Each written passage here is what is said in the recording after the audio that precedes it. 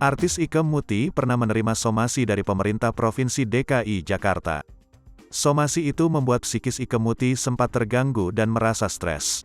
Selain menerima somasi dari Pemprov DKI Jakarta, Ike Muti juga dibully dan dikomentari negatif warganet di media sosial. "Aku sampai dibicarain semua petinggi negara. Rasanya gimana gitu? Mentalku kena saat itu," kata Ike Muti berbincang dengan wartakotalive.com.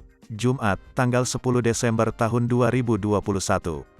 Selama 15 tahun bekerja di panggung hiburan, Ike Muti sama sekali tidak pernah membuat gaduh.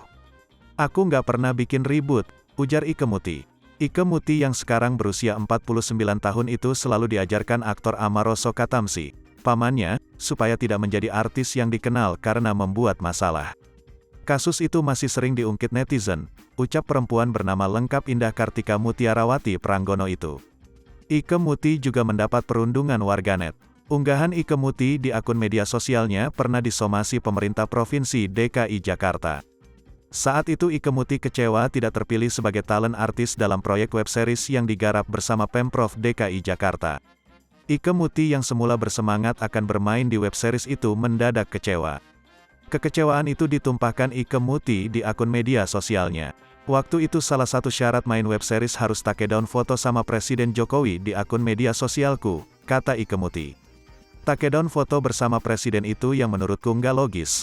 Makanya aku posting kekecewaan di media sosial," lanjutnya. Ike Muti mengatakan, saat ini masalahnya dengan Pemprov DKI Jakarta sudah selesai dan berakhir damai. Perempuan berusia 49 tahun itu mengakui kesalahannya.